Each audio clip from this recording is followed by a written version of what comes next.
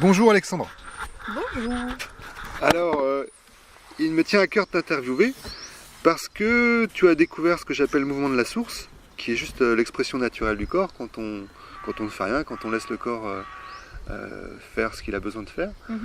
Et que tu as découvert cette expérience-là par toi-même, dans le sens où tu n'es pas allé à un atelier, tu t'es mis en situation pour vivre cette expérience toute seule, et ça s'est produit spontanément et assez facilement, sans que tu suives un mode d'emploi ou qui que ce soit, ou que voilà, ou tout ça.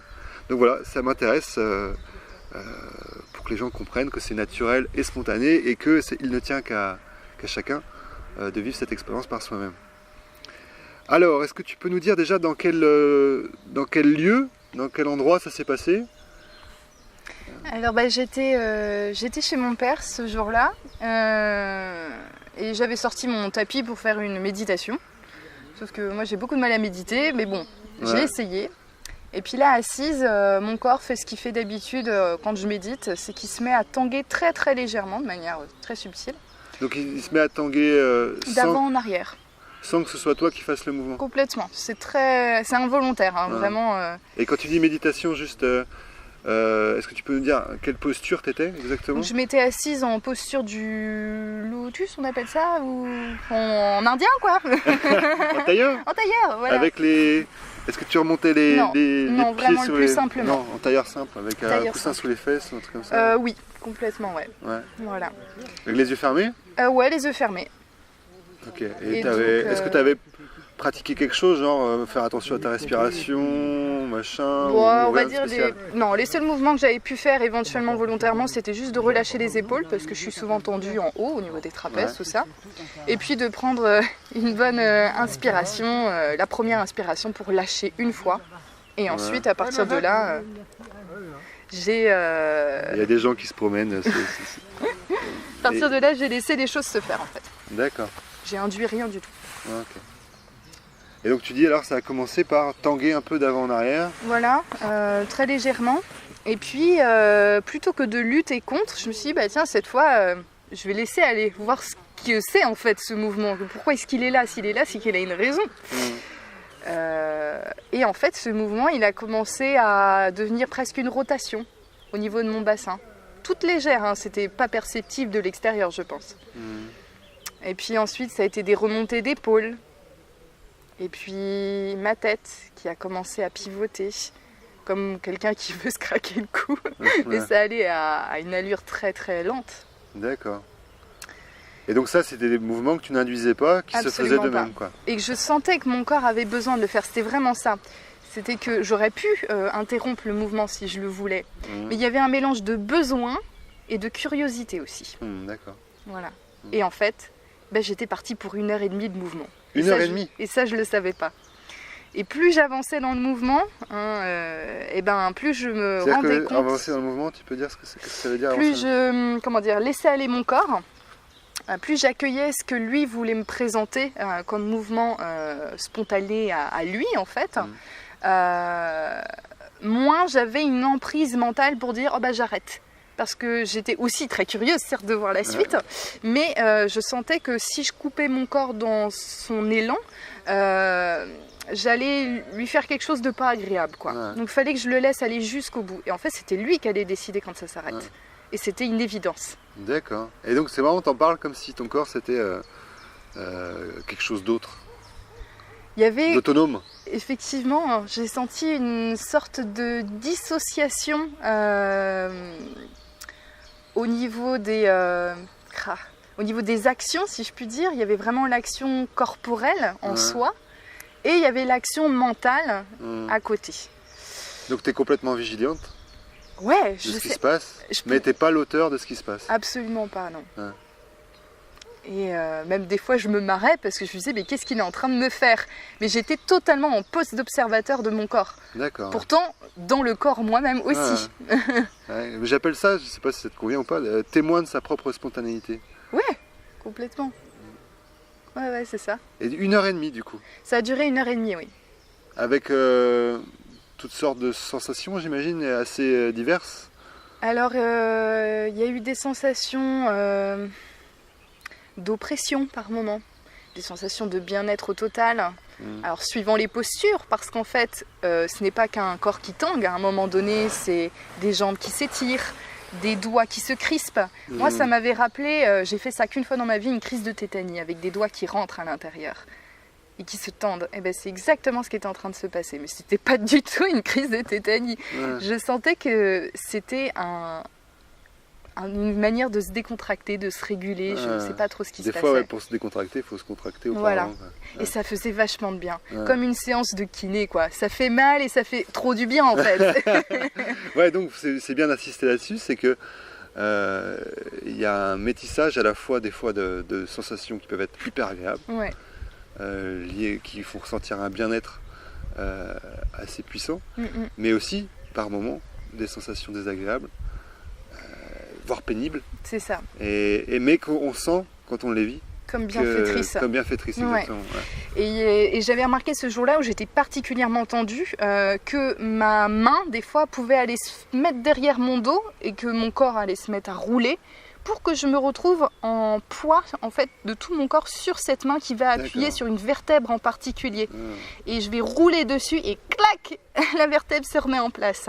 Et je me faisais des véritables séances d'ostéopathie. D'accord. Et du coup, ça veut dire que tu n'es pas resté du tout dans ta position en tailleur initiale? Pas du tout. Au bout de 2 minutes, j'étais déjà allongée, quoi. Ah, tu t'es allongée? Okay. Je suis tombée sur un des côtés de manière très très lente. Ouais, sur le flanc. Et puis, oui, c'est ça. Et ensuite, là, les mains, d'abord les doigts, puis les bras. Et donc le mouvement spontané, automatique, perdurait même si tu étais allongé, tu restais quand même malgré tout en mouvement? Je restais toujours en mouvement, ça pouvait être très subtil. Ça pouvait être un doigt qui faisait des petits mouvements pendant 1 minute, alors que le reste ne bougeait pas ou était même en tension à certains endroits. Et d'un coup, hop, ça lâche à nouveau. Au niveau du pied par exemple, et puis ça induit un nouveau mouvement. Et donc à chaque fois, toujours témoin du mouvement. Et effectivement, dès qu'il y avait le mental qui voulait se poser, parce que c'était une première expérience, donc il y avait quand même beaucoup de, pas de peur, mais de l'appréhension, je me demandais quand même ce qui se passait. Mon mental des fois voulait se remettre à contrôler. Mais ma curiosité disait non, laisse le corps faire. D'accord. Et du coup, le panel des différentes positions, t'as été assise, t'as été allongée, est-ce que t'as été autre... Alors les premières séances, je suis restée allongée, effectivement, il y a même eu des moments où je ne bougeais plus du tout, je me demandais combien de temps j'allais rester dans cette position désagréable, et puis ça se débloquait tout seul au bout de 5 minutes. Les séances suivantes, j'ai pu me mettre debout, mais pas la première. D'accord. Voilà. Ok, et toujours les yeux fermés pendant tout ce temps-là? Ouais, les premières séances, toujours les yeux fermés. Ok. Avec l'expérience, ça a évolué. Ah ouais, des fois les yeux ouverts? Ouais. Complètement. Mais alors, c'est un regard de vide, un peu comme quand on est dans la lune. Je suis en état de conscience modifié, ça me rappelle beaucoup des séances d'hypnose que j'ai pu faire. Où je suis consciente de tout ce qui se passe et en même temps, je suis dans une autre sphère, je sais pas où. Ouais. Mais je peux avoir les yeux ouverts, effectivement. Ah ouais. Mais je ne regarde pas vraiment. Ah ouais. Non. D'accord. Ok, bah voilà pour ton expérience de ce que j'appelle l'abandon au mouvement de la source. Tu peux nous raconter du coup un peu comment, dans quel contexte c'est arrivé ou réarrivé Alors du coup, ça a été une découverte dans un premier temps avant de sentir que c'était une redécouverte. Donc je suis tombée sur une vidéo d'un homme qui pratique ça plutôt lors d'ateliers avec des personnes qui viennent pour ça. Et donc cette vidéo montrait un mouvement a priori spontané, parce que vu comment les gens se tordaient, c'était pas volontaire, ça m'aurait étonné. Et puis même des sons, des paroles qui ne veulent rien dire, des langues inconnues. Des blabla quoi. Et en fait, dès l'instant où j'ai vu cette vidéo, au bout de 30 secondes, je me suis revue moi-même gamine en train de faire la même chose. C'était dans mon bac à sable, le premier souvenir qui m'est venu. Et je venais de me faire engueuler par un de mes parents. Donc j'étais pas contente, frustrée. Et en fait, je faisais ces mouvements... Oui, c'est des mouvements qui venaient spontanément se présenter. Donc tu laissais faire plutôt là? Ouais, je laissais faire. Plus que faire? Oui, bien sûr. Ouais. Ce n'était pas volontaire. Après, c'est un vieux souvenir, donc c'est très flou. Ouais, c'est ça. Mais voilà. Ça t'évoquait un truc de gamin qui qui avait besoin de, qui avait besoin de se réguler, ouais, pour revenir en fait dans ma posture d'équilibre intérieur. C'était quelque chose comme ça. Forcément, j'avais reçu quelque chose de l'extérieur qui ne me plaisait pas. Émotionnellement, ça m'avait attaqué d'une certaine manière. J'avais besoin de me réguler.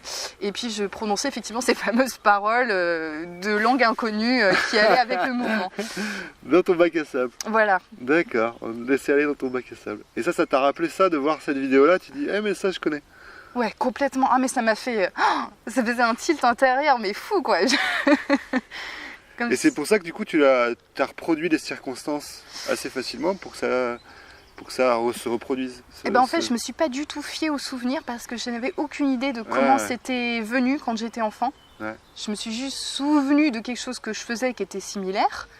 En revanche, comme ma première séance que j'ai racontée juste avant, en fait, ça s'est fait le jour d'une méditation en laissant part en fait à ce petit basculement d'avant en arrière qui se passait pendant les moments de méditation. D'accord. Il n'y a pas eu vraiment de recherche avant, quoi. Ça s'est présenté comme ça. Ok. Voilà. Voilà. Et du coup, ça s'enracine dans ton quotidien, ça? Oui. Alors ça peut être une pratique quasi quotidienne à certaines périodes de vie où il y a des changements, justement, où le corps se fait balloter dans tous les sens au niveau émotionnel, où il y a des tensions qui peuvent se former dans le dos, tout ça. Donc là, je vais faire plus ce mouvement. Tu dis faire le mouvement. Je suis un peu chiant sur le vocabulaire, mais tu dis faire le mouvement, mais je pense que ça induit en erreur le verbe faire. Oui, effectivement, parce que faire, il y a de la volonté. On peut faire du tai chi, on peut faire du yoga, on peut faire tout ça. Alors que la spontanéité, elle n'est pas faisable. Elle est pas... Quand je dis faire le mouvement, peut-être que je prends ce verbe-là, même s'il n'est pas bon, dans le sens où je m'accorde un temps pour le faire. Ouais, c'est ça. Mais c'est une différence, ça, quand même. Voilà. Donc, on va dire plutôt, je me fais une place dans le planning pour laisser voilà, cette spontanéité se proposer. Mais effectivement, je suis obligée de mettre une volonté pour lui laisser le temps de s'exprimer. Parce que quand on ne se laisse pas un temps dans le planning, c'est pas possible. Comme pour faire une sieste, en fait. Hein. Oui, c'est ça. Quand on dit faire une sieste, la sieste, elle se produit d'elle-même, mais finalement, on prend le temps de disponibilité pour que la sieste ait lieu, finalement. Mais c'est juste moi que j'insiste sur ce vocabulaire-là parce qu'il y a des abus de langage. Oui. On ne fait pas le mouvement, ça c'est sûr. Et qu'on fait passer des choses naturelles pour des pratiques ou pour des actions volontaires, et ça met des contradictions partout. Donc c'est juste ça. Okay. Donc du coup tu dis maintenant ça fait partie un peu de ton hygiène. Ça fait vraiment partie de mon hygiène de vie. Je ne pense pas pouvoir faire marche arrière maintenant. Parce qu'effectivement, j'ai remarqué très fortement après une séance de Katsuganundo ou de mouvement de la source, on peut lui donner le mot qu'on veut, pendant la demi-heure qui va suivre, au moins, je sens que je ne peux plus bouger mon corps comme je le fais d'habitude, et ça me permet de voir comment je le malmène en fait. C'est-à-dire que je vais me pencher pour ramasser quelque chose par terre, et bien je vais tourner ma colonne vertébrale d'une certaine façon, je suis plus du tout dans ma posture, dans l'alignement, et ça je le fais au quotidien. Or après une séance, je me rends compte que je suis obligée de plier mes genoux pour rester droite, et puis pour pouvoir me pencher et toujours rester droite au niveau de ma colonne. Et en fait, le mouvement m'a littéralement remise en place, quoi, en fait. Okay, et je sens dans mon corps que si je fais un peu n'importe quoi, je lui rends pas vraiment honneur, quoi. Il y a une sorte de rébellion qui se fait un peu... Ouais, mon corps qui me dit, mince, tu m'as laissé faire ça, à quoi ça sert si tu recommences à te mettre dans des mouvements pas agréables. Ouais. D'accord. Ça nous permet, je crois, de retrouver notre posture initiale qui est celle de l'harmonie de notre corps naturel. Et on l'oublie parce qu'en fait on ne sait pas à quoi ça ressemble en ressenti, mais moi je crois en tout cas pour mon expérience personnelle qu'après ces séances, je suis dans mon harmonie naturelle de mon corps. Et on le ressent vraiment. Ouais. Ok. Et c'est facile de le défaire. Et merci pour ce témoignage. De rien. Merci Alexandra. Quelque chose à rajouter Non, je crois pas. Aussi, à part en tout cas que personnellement, je n'ai trouvé aucune autre pratique qui pour le coup sont faites, qui soit aussi efficace pour moi en tout cas.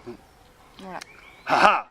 Donc place à l'intelligence de mon corps qui sait très bien ce qui est bon pour lui. Personne ne peut le lui apprendre, il le sait. Hugues.